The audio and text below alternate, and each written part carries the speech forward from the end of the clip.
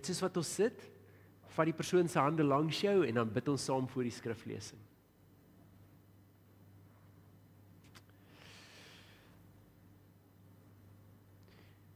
Here, ons weet dat in ons lewens U die een is wat lewe spreek en lewe gee. Ons weet dat dit juis in die situasies is waar ons herstel en genesing nodig het, dat U daardie inspraak maak.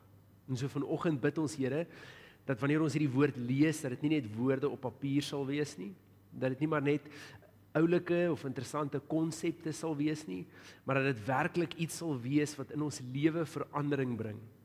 Dat dit in ons harte en in ons menswees kom nuut skep. Dat dit wonde kom genees wat dalk nog oop is. Dat dit wat ongemaklik is, in U teenwoordigheid kom omsluit. En so Here, ons vra dat hierdie woord vandag in ons die verandering sal bring, sodat ons ook aktief in U koninkryk kan deelneem. Dat ons doelgerig ons rol kan inneem. En dat ons ook juis hierdie identiteit wat ons het in Christus kan uitleef. Here, ons bid hierdie nie uit verdienste nie, maar alleen uit genade. Amen. Gemeente, ons teksgedeelte kom uit Markus 10, en nou moet ek net seker maak, dit is die regte skyfie op die bord. Nadat ek die verjaarsdae uit Augustus uit gaan haal het, wil ek net seker maak dat ek ten minste in die regte teksgedeelte vanoggend is. Ons teksgedeelte kom vanoggend uit Markus 10. Markus 10 van vers 35 tot 45. En hierdie gedeelte in die teks vertel 'n baie unieke, baie besonderse verhaal, maar met 'n vreemde kontras. Kom ek verduidelik dit so. Julle weet nou, ons is natuurlik nog in ons preekreeks. 'n Preekreeks waarvan ons nog nie 'n titel het nie, en teen hierdie tyd dink ek ook nie ons gaan noodwendig 'n titel vir hom kry nie. Maar die beginsel van hierdie preekreeks is dit. Ons wil relevant gemeente wees. En so ons het 'n paar konsepte aangeraak. Ons het geraak aan die beginsel dat ons met Jesus se lewe moet assosieer, nie net kyk na die oulike goed wat hy gedoen het en dit probeer dupliseer nie. Met sy opofferende lewe moet ons kan assosieer. Ons het ook gesê ons moet begin by die geestelike en nie net by die fisiese nie, nê? In plaas dat ons eers oplossings soek, is ons veronderstel om eers te bid en daaruit leiding te kry vir die oplossings waarna ons soek. Dit het ons ook vir mekaar gesê, gasvryheid is belangrik. Dit is belangrik dat ons as gemeente gasvry is teenoor ons gemeenskap en teenoor die mense wat rondom ons is. Ons het ook gesê dat elkeen in ons gemeente het 'n rol om te speel. As jy eenvoudig net kom bywoon, dan is jy besig om jou rol te mis. 'n Liggaam het tog 'n voet en 'n skouer en 'n arm, en die liggaam van Christus moet kan funksioneer. Maar as die arm nie doen wat die arm moet doen nie, of die skouer doen nie wat die skouer moet doen nie, dan noem ons daardie liggaam gebreklik. En so dis belangrik dat ons rolle, ons roepings, ons taak inneem. Die geestelike gawe wat God vir jou gegee het om dit te kom uitleef in jou geloofsgemeenskap. En dan het ons ook vir mekaar gesê, ons het die reg om kreatief te wees. God het vir ons die voorreg gegee om kreatief te wees. Kreatief te wees met bediening, kreatief te wees met die evangelie. En die fokus is altyd God se skepende krag. Wat is die essensie? Vandag kyk ons na ware leierskap, want leierskap speel 'n rol in hoe ons geloof uitleef. Waar ook al jy jouself bevind, ergens het jy 'n leierskapsposisie. Dit mag dalk wees dat jy 'n titel hou in jou beroep wat van jou 'n leier maak. Dit mag wees dat jy 'n titel in hierdie gemeente hou, naamlik kerkraad. Of dat jy ergens 'n rol in 'n bediening speel, soos hoof van kategese of hoof van projekte. Wat ook al die geval mag wees, dis dalk die titel kan daarvan. Maar elkeen van ons in ons lewe neem leiding in sekere areas. Jy kan onder vriende by die skool in dit wat jy doen as 'n leierfiguur gesien word, sonder dat jy die titel daarvan het. Jy kan in jou werksplek optree en leiding neem in 'n situasie of in gebeure, die pas aangee vir 'n sekere karakter of houding oor 'n saak. Dis alles leierskap. En so leierskap is belangrik, juis omdat almal van ons op een of die ander terrein tog 'n leier is. Dat daar van jou verwag word om as leier op te tree. En nou, hier in hierdie teksgedeelte beeld dit juis dalk die wanindruk van leierskap uit. Want wanneer ons dink aan leierskap, dan dink ons gewoonlik aan iets soos 'n president of 'n generaal in die weermag. Ons dink aan die eienaar dalk van 'n besigheid. Leierskap is nie net gekoppel aan titels nie. Julle weet nou teen hierdie tyd dat die Jode iets baie anders verwag het as Messias in die Bybelse tyd as dit wat hulle gekry het, nê. Nee. Tipiese menslike ding van ons is ons sien 'n probleem en ons weet wat is die oplossing vir die probleem. Die probleem moet verdwyn. Dis redelik maklik. En so het die Jode dieselfde raak gesien. Die probleem is Rome, die Romeinse regering. So dis baie logies dat wanneer tekste vertel van 'n Messias wat kom om hulle te verlos en om hulle vry te maak, dan uit die aard van die saak beteken dit dat hierdie Messias moet die Romeinse regering omver kan gooi. Dit moet 'n militêre leier wees, dit moet 'n politieke leier wees, dit moet iemand wees op 'n wit perd, dit moet iemand wees wat kan redelike weermag bymekaar maak en dalk selfs in hierdie prentjie sou dit 'n beeld gegee het van Dawid se brawe manne. Dawid het hierdie groep vegters om hom gehad en net niemand kon hulle onderkry nie. En so dat hierdie Messias dalk op dieselfde manier 'n groep mense bymekaar kry wat net eenvoudig deur die huidige regering draf, almal van kant maak en 'n nuwe regering daarstel. Dit was die verwagting. Want as jy die probleem sien en die probleem moet opgelos word en daar's 'n belofte van iemand wat kom om te red en te verlos, dan is dit wat verwag word. En dan wat ons kry, wat hierdie groep mense kry in daardie oomblik is nie 'n leier op 'n wit perd nie. Is nie iemand wat weermagte besig is om bymekaar te maak nie, dis nie iemand wat kom om die regering op sy kop te keer nie. Dis 'n koning van vrede wat ingery kom op 'n donkie, wat verlossing verkondig aan die wat nie gedink het hulle is waardig van verlossing nie. Wat mense uit die stof uit optel en aan hulle menswaardigheid gee. Dis op die ou end die Messias. So, ons sal 'n bietjie later in die diens iets sê oor hierdie tema, die beginsel dat ons wil altyd probleme opgelos kry en God se oplossing lyk bietjie anders. Maar in hierdie teksgedeelte sien ons dit so pertinent dat hier is die disippels nog steeds op hierdie treintjie. Daar's 'n Messias en hy lyk op 'n sekere manier. Terwyl Jesus probeer met hulle kommunikeer dat leierskap, sy leierskap, die voorbeeld van leierskap wat hy bring, lyk totaal anders. Net voor hierdie teksgedeelte is daar 'n groep mense wat begin Jesus volg en die groepe word natuurlik al hoe groter. Dit raak eintlik ideale teelgrond as jy 'n revolusie sou wou begin. En die disippels sien dit raak. En dan vertel die teks hoe Jesus die disippels eenkant toe trek en vir hulle sê, ons gaan Jerusalem in. En die seun van die mens gaan oorgelewer word om gekruisig te word. Maar wat hy noem is oorgelewer word en sal sterf en sal na 3 dae opstaan. En dit is asof die disippels nie klik wat besig is om te gebeur nie. Dit is asof hulle nie heeltemal verstaan wat Jesus vir hulle probeer sê nie. En dan net nadat Jesus hierdie aankondiging gemaak het, hulle as te ware vir die 3de keer herinner het dat hy gaan sterf, dan kry ons hierdie teks. So kom ons kyk gou wat lees ons.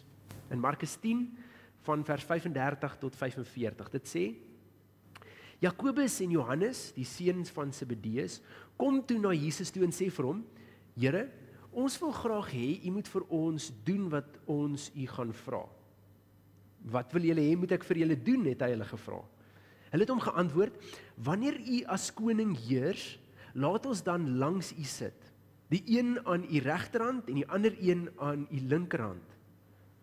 Julle weet nie wat julle vra nie, sê Jesus vir hulle. Kan julle die lydensbeker drink wat ek drink?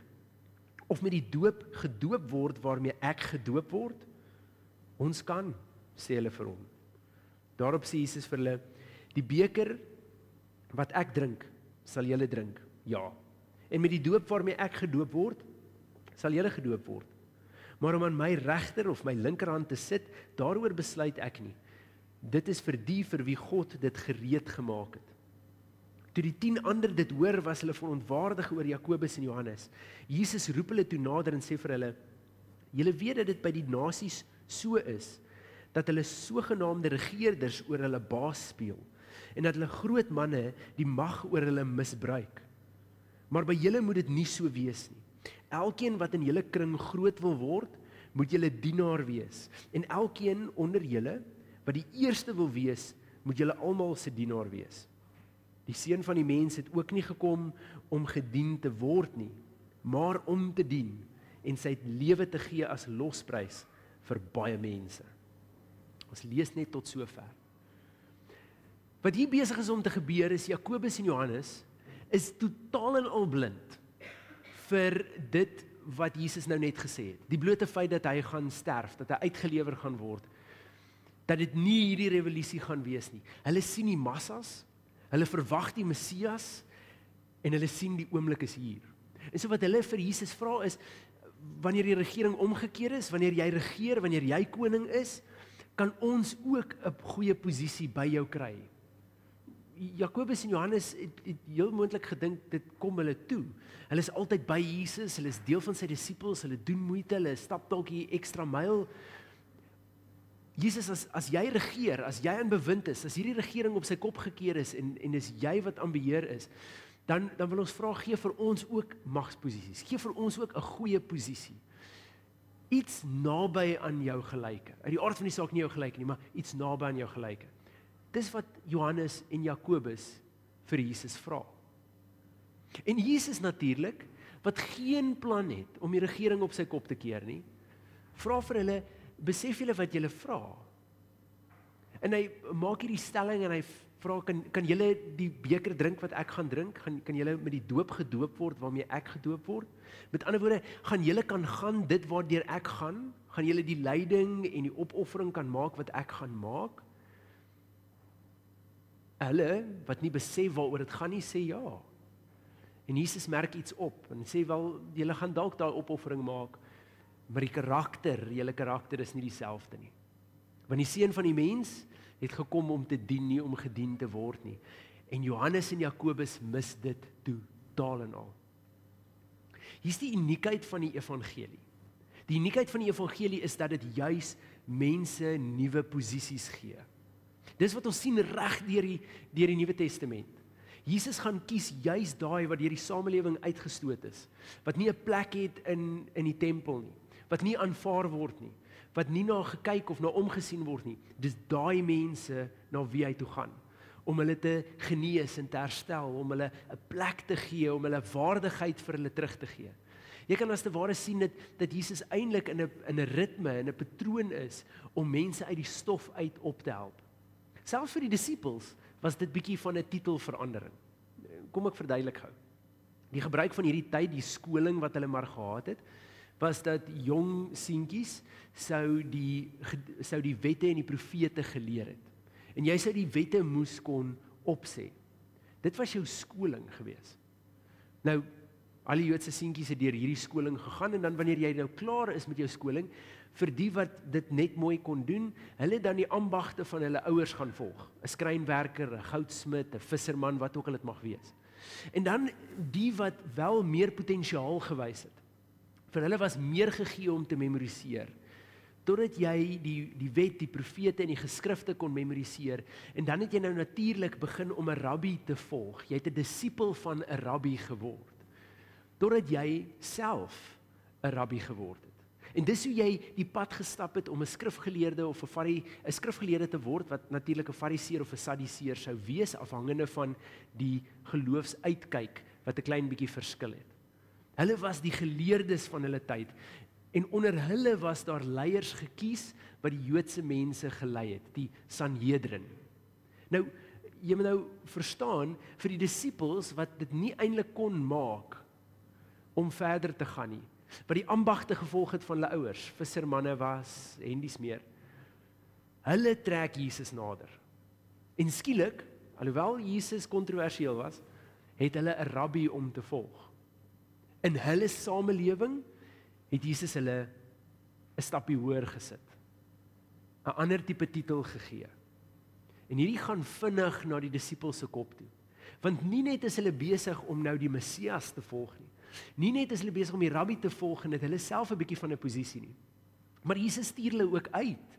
En dan kan hulle siekes genees en hulle kan wonders doen, hulle kan die evangelie verkondig, En ons sien dalk selfs in een van die gedeeltes, hoe die disippels, nadat Jesus hulle uitgestuur het en hulle terugkom, hoe hulle onder mekaar beklei oor wie's die belangrikste.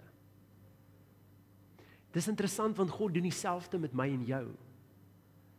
Die geneigtheid is dat waar ook al ons onsself bevind, dat God ons juis uit die stof uitkom optrek. Dat God aan my en jou die titel gee van kind van God. Weet julle dat julle volgens God se woord konings is? Weet julle dat julle volgens God se woord priesters is? Vir die vrouens, koninginne. As leiers. Die hele beginsel is dat God sê, julle is leiers saam met my aan hierdie koninkryk, medewerkers. Julle is erfgename van dit wat God geskep het. Dis 'n posisie en 'n half. Om God se kind alleen te wees, sit jou op 'n plek. Die probleem is dat hierdie mag baie vinnig na ons kop toe gaan. Ons gebruik selfs ons geestelike leiersposisie soms om goed oor mense te sê wat eerder moes bly. Want in my posisie by God, my kindskap met God, my vergifnis by God, kan ek vinnig begin vingerwys en besluit wie tree reg op en wie nie. Wie skyn heilig en wie nie. Hoe moet 'n mens lewe as gelowige of nie? En dis maar net in ons geloofslewe. In ons alledaagse lewe is ons baie keer besig om in ons posisies, in ons gemeenskap of in ons samelewing arm te druk. Is ons besig om die posisie wat ek het tot my voordeel te gebruik. En dis interessant, want Jesus se leierskap het juis die teenoorgestelde gewys. Onthou julle die teksgedeelte wat ons gelees het in Filippense 2, van vers 5 tot 10, wat hierdie gedig gehad het oor Jesus, wat nie sy godheid gesien het as iets om aan vas te hou nie, maar daarvan laat gaan het, dit prys gegee het, om mens te word, en gehoorsaam te word. En dan sê die teks, selfs gehoorsaam tot aan die dood. Onthou julle daai teks? Dis Jesus se houding. Jesus se houding is, hy gee so min om oor 'n titel, dat hy dit prys gee, want daar's 'n groter taak. Dis die mooi aan die evangelie. Jesus se leierskap is altyd diensbaarheid. Sy posisie, sy plek, dit wat hy ontvang is nooit vir homself nie. Dis nooit om homself te dien nie. Dis nooit om vir homself tot wins te wees nie. Dis altyd om terug te gee. Om ergens diensbaar te wees, om ergens 'n verskil te maak. So wil jy gou vir 'n oomblik vra. Dan kan ons op 'n baie praktiese plek begin. Julle op skool, in sportspanne of in leierskorpse. Het jy al jou leierskap gebruik om 'n verskil te maak? Om iemand anders se lewe makliker te maak? Om aan iemand wat nie noodwendig jou status het nie, sy menswaardigheid aan hulle terug te gee? Gemeente, het jy al gedink dat die posisie wat jy het, of dit 'n reuse titel by het en of dit nie het nie, dat daai posisie ook aan jou gegee is om 'n verskil te maak? Dat dit juis met dit is wat jy moet diensbaar wees? Ware leierskap gaan nie oor die ou wat voorloop met die titel nie. Ware leierskap gaan oor die ou wat bereid is om die titel totaal en al prys te gee, sodat iemand anders uit die stof uit opgehelp kan word. Sodat iemand anders bygestaan kan word, sodat iemand anders sy lewe verryk kan word. Dis ware leierskap. En ons kan nou met mekaar eerlik wees, dit kos baie. Dit het Jesus sy lewe gekos. Dis nie 'n ligte opoffering nie. Maar was dit nie juis die uitnodiging nie? Die uitnodiging was, die wat sy lewe wil behou, gaan dit verloor. En die wat bereid is om dit te verloor, gaan dit kry. Gemeente, ons word uitgenooi om in Jesus se voetspore van leierskap te volg. En dit wat God in ons lewe sit, en die plekke waar God kry, en die posisies wat God vir ons gee, is nie vir ons eie gewin nie. Dis nie om myself te verryk nie, dis nie om tot my eie voordeel te wees nie. Die vraag is altyd, as ek myself in hierdie plek bevind, waar kan ek diensbaar wees, Here? Waar moet ek 'n verskil maak? Waar moet ek 'n inset lewer? In wie se lewe kan ek inspraak lewer en gee? Waar kan ek ondersteun? Wie moet ek help? Jakobus en Johannes is besig om die voorbeeld van leierskap in die gesig te staar.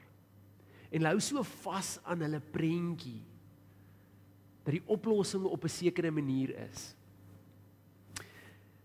Dit is nogal interessant dat wanneer ons 'n probleem het en ons sien die oplossing is om die probleem te verwyder, dat dit alles wat ons van God verwag. Here, as dit 'n regering is, verwyder die regering, sit iets anders in sy plek. Here, as dit 'n siekte is, verwyder dit, sit iets anders in sy plek. Kom ons vat dalk iets baie persoonlik. Dalk by die werk is daar 'n kollega wat jy eintlik wil weet, Here, gaan U hom kom haal of moet ek hom stuur? Right? En die feit dat jy lag beteken daar's heelwat assosiasie hiermee. So kom ons gaan met hierdie voorbeeld. Is dit nie interessant dat wanneer ons sê, Here, hierdie kollega is die probleem, dan wys God ons juis na hoe ek en jy die oplossing kan wees? En hiermee sê ek nie ek en jy moet die oplossing vind en hom stuur nie. Hiermee sê ek juis dit. Dat God sê, maar wat kan in jou karakter verander om hierdie persoon te vang? Wat kan in jou lewe gebeur sodat jy hierdie persoon beter kan ondersteun? Wat kan in jou geloof verander sodat jy ook vir hierdie persoon kan begin bid? Dis presies wat Jesus kom doen het. Terwyl die Jode gewag het vir hier is 'n Messias en al wat hy nodig het om te doen is om die regering om te keer, het Jesus eintlik vir die Jode gewys, wel hier is hoe jy nou gaan leef. Want as jy op hierdie manier leef, is jy besig om die wêreld persoon vir persoon te verander uit liefde, uit menswaardigheid, uit vrede. So wanneer ons baie keer bid vir 'n oplossing, dan is ons eintlik die oplossing. God gee vir jou alles wat jy nodig het om die oplossing te help bewerkstellig. En dit is nie om van iets ontslae te raak nie. Dis juis om 'n bydrae te lewer. Maar gemeente, as ons nie besef wat ons ware leierskap is nie, dan gaan ons altyd vashou aan ons titeltjies. Ons gaan altyd probeer verdedigend wees teenoor my posisie en wat ek het. Ons gaan altyd op 'n hoë podium staan en na die res van die wêreld kyk en ons gaan baie maklik, hoe meer ek my Bybel lees en hoe meer ek bid, vingerwys na wie ook al anders dit anders moes doen. Dan sê ek in geen ander skoene as in die skoene van Johannes en Jakobus, wat aan my prentjie vashou van 'n oplossing en totaal en al God se plan en voorbeeld mis nie. Die uitnodiging is om te kyk na wat ons leier gedoen het. Dat hy nie aan sy titel vasgehou het nie, maar om dit op te gee, om diensbaar te wees. En die uitnodiging is dan dat ek en jy dieselfde doen. Jy sal sien God sit jou spesifiek in unieke plekke en posisies. Daar is aan elkeen van julle wat hier sit op 'n unieke manier 'n titel of 'n posisie gegee.